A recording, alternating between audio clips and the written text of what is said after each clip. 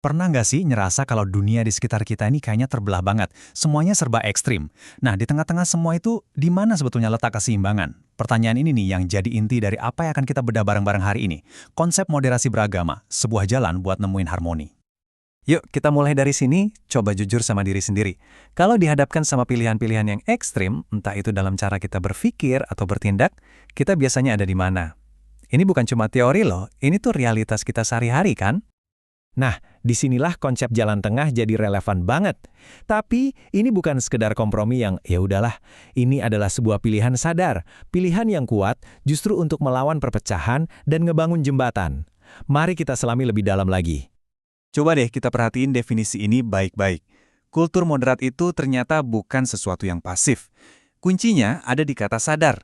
Jadi, ini adalah sebuah pandangan, sikap, dan tindakan yang secara aktif kita pilih untuk menghindari ekstremisme. Artinya, ini fondasi yang harus kita bangun bareng-bareng, bukan sesuatu yang tiba-tiba ada begitu aja. Dan ini poin yang super penting. Sering banget orang salah kaprah ngira moderasi itu artinya lemah atau pelin-pelan. Padahal justru kebalikannya.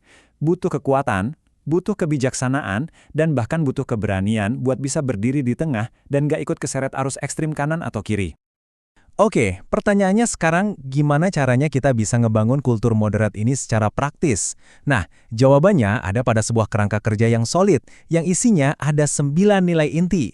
Angka 9 ini bakal jadi panduan kita. Ini dia jantung dari pembahasan kita.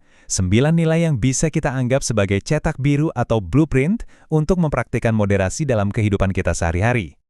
Nah, ini dia ke-9 nilai fondasi itu. Coba kita lihat sekilas ya. Ada tawasud, yang artinya jalan tengah, tasamuh atau toleransi, sampai i'tiraf al-urf atau ramah budaya. Kelihatannya banyak ya, tenang. Biar lebih gampang dicerna, kita akan bedah ini jadi beberapa kelompok tematik. Oke, kelompok pertama ini fokusnya ke dalam diri kita sendiri. Kenapa? Karena sebelum kita bisa menciptakan harmoni di luar, fondasi di dalam diri harus kokoh dulu kan? Ini semua tentang cara kita berpikir dan prinsip-prinsip yang kita pegang. Kita mulai dengan dua pilar utama, tawasud dan i'tidal. Tawasud itu soal mengambil jalan tengah, tapi bukan kompromi yang asal-asalan ya. Jalan tengah yang kita ambil harus berdasarkan kebenaran dan pikiran yang rasional. Terus ada i'tidal, yaitu adil. Sederhananya, menempatkan segala sesuatu sesuai porsinya dan menghormati hak orang lain. Dua hal ini adalah dasar dari pola pikir yang seimbang. Lanjut, ada islah atau sikap reformatif. Artinya, sikap moderat yang sejati itu nggak kaku. Justru, dia terbuka sama kritik dan masukan. Gampang memaafkan dan juga nggak gengsi minta maaf. Terus, lapang dada menerima perubahan yang membawa kebaikan. Ini semua soal kerendahan hati untuk terus memperbaiki diri. Oke, kalau fondasi pribadi kita udah mulai kebentuk, sekarang kita lihat gimana nilai-nilai ini bisa kelihatan dalam cara kita berinteraksi sama orang lain. Soalnya moderasi itu kan nggak hidup di ruang hampa, dia hidup dalam hubungan antar manusia. Kunci utamanya di sini adalah tasamuh alias toleransi. Tapi toleransi di sini bukan sekedar ya udahlah, biarin aja.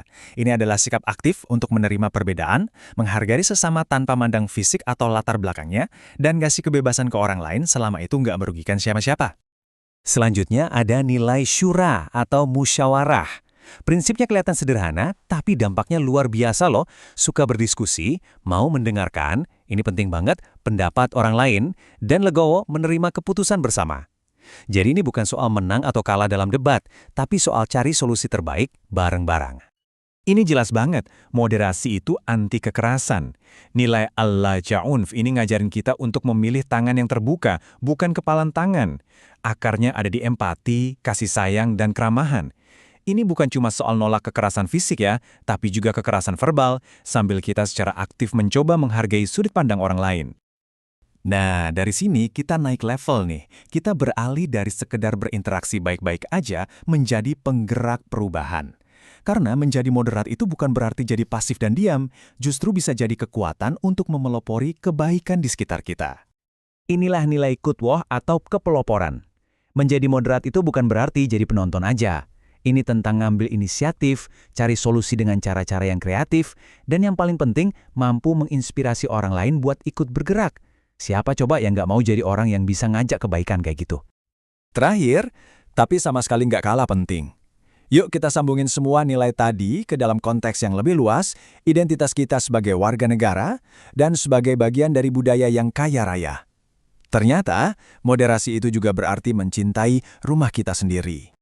Nilai muatanah atau kewargaan ini ngingetin kita kalau menjadi moderat itu berarti jadi warga negara yang baik. Ini termasuk punya rasa cinta tanah air, menghargai sejarah dan para pahlawan kita, dan yang paling krusial, selalu mengutamakan kepentingan bersama di atas kepentingan pribadi atau golongan. Dan kita tutup dengan nilai yang indah banget, i'tiraf al-urf atau ramah pada budaya. Kenapa ini penting? Karena moderasi yang sejati itu nggak tercerabut dari akarnya. Ia justru merangkul, menghargai, dan bahkan melestarikan kekayaan budaya lokal. Ini yang bikin identitas kita jadi kuat. Jadi, kebayang ya, gimana kesembilan nilai ini tuh bukan poin-poin yang berdiri sendiri. Mereka saling terhubung, kayak jaring laba-laba yang kuat. Sikap pribadi yang adil akan melahirkan interaksi yang harmonis, yang pada akhirnya akan membangun rasa cinta pada negeri. Inilah resep untuk menciptakan masyarakat yang kuat dan tangguh. Sebagai penutup, saya mau ninggalin Anda dengan pertanyaan ini. Setelah kita bedah 9 nilai moderasi ini, kira-kira nilai mana yang paling klik buat Anda? Nilai mana yang bisa Anda mulai praktekkan mungkin dalam tindakan-tindakan kecil mulai hari ini juga? Karena perubahan besar itu selalu dimulai dari langkah pertama kita kan?